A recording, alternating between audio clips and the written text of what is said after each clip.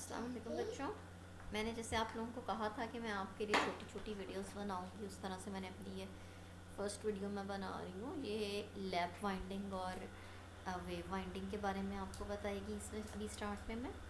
بچوں یہ جو آپ دیکھ رہے ہو نا، اس کا نام لیپ وائنڈنگ ہے. اس لیپ وائنڈنگ میں آپ دیکھو تو آپ کو یہ نظر آئے گا کہ جو آپ کی ریڈ کلر کی کوئل نمبر 1 ہے، یہ سٹارٹ ہو رہی ہے جہاں پر 1 لکھا ہوا ہے وہاں سے، اور یہ آگے جا رہی ہے جو این پول ہے، نارتھ پول ہے، اس میں سے گزر کے، اور آگے جا کے جہاں یہ ختم ہو رہی ہے، اس کا جو اینڈ ہے وہ سٹارٹ سے کنیکٹ ہوا ہے نیکسٹ کوئل کی. نیکسٹ کوئل جو کہ آپ کی گرین کلر کی، اور اس میں آپ نوٹ کرو کہ نیکسٹ کوئل کا وہ جو سٹارٹ ہے that is also under the influence of the same north پول. ٹھیک ہے.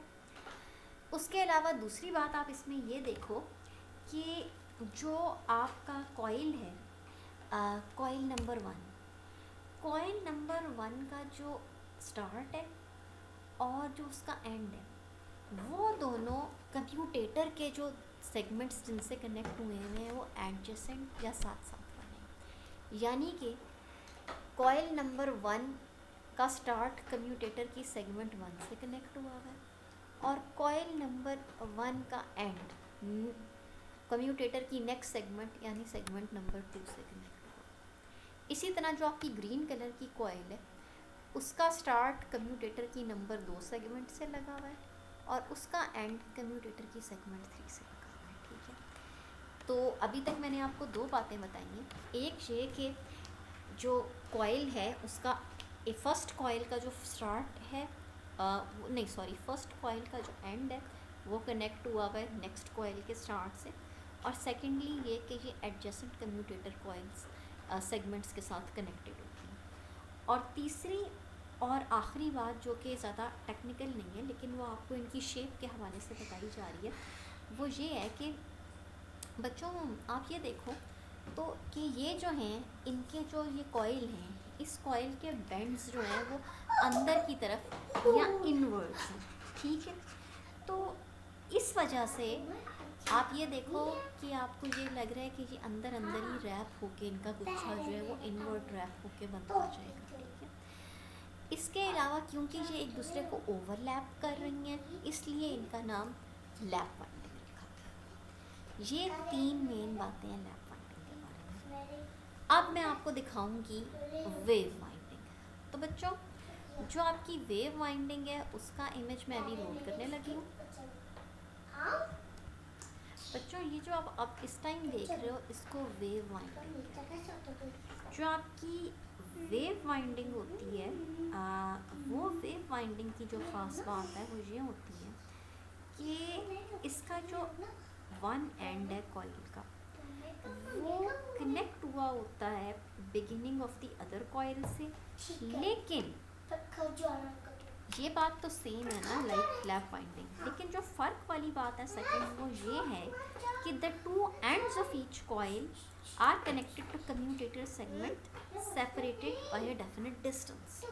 یعنی یہ کہ آپ یہ دیکھو کہ کنیکشن ہونے کے بعد کوئل نمبر 1 کا جو سٹارٹ ہے، یہ جس سیگمنٹ سے لگا ہوا ہے کمیوٹیٹر کی، اس کا جو اینڈ ہے وہ آگے جا کے ڈسٹنس پہ کسی دوسری کوئل کے سیگمنٹ کے اندر لگا ہوگا. یہ نہیں ہے کہ وہ انورڈ ریپ ہو کے بینڈ ہو کے اندر کی طرف ساتھ والی نیکسٹ سیگمنٹ سے لگ گیا. ٹھیک ہے. یعنی اس طرح سے لیپ وائنڈنگ میں تو یہ ہوتا ہے نا کہ وہ انورڈ ریپ ہو کے اندر کی طرف لپیٹ کے سمٹ رہی ہوتی ہے. اس میں بچے یہ اسپریڈ آؤٹ ہو رہی ہے. اسپریڈ آؤٹ یہ اس طرح سے ہو رہی ہے کہ آپ کو ان کے کنیکشن سے ہی پتہ چل رہا ہے کہ اسٹارٹ اس سیگمنٹ میں ہے تو جو اینڈ ہے وہ آگے ایک ڈیفینٹ ڈسٹنس پہ ایک اور سیگمنٹ کے اندر لگا ہوا ہے. یہاں یہ بات آپ لوگ سن لیجئے کہ اگر کوئل نمبر 1 سپوز کوئل نمبر 1 کا سٹارٹ جو ہے اس کا اینڈ اس کے سٹارٹ سے 7 سیگمنٹس کے فاصلے پہ لگا ہوا ہے، تو کوئل نمبر 2 کا سٹارٹ اور کوئل نمبر 2 کے اینڈ کے میں بھی آپس میں 7 سیگمنٹس کا ہی فاصلہ ہوگا. ٹھیک ہے. تو یہ جو سیگمنٹ اسپیس ہے اس کی جو سیپریشن ہے یہ اس میں ہمیشہ ڈیفینٹ ہوگی. فائن.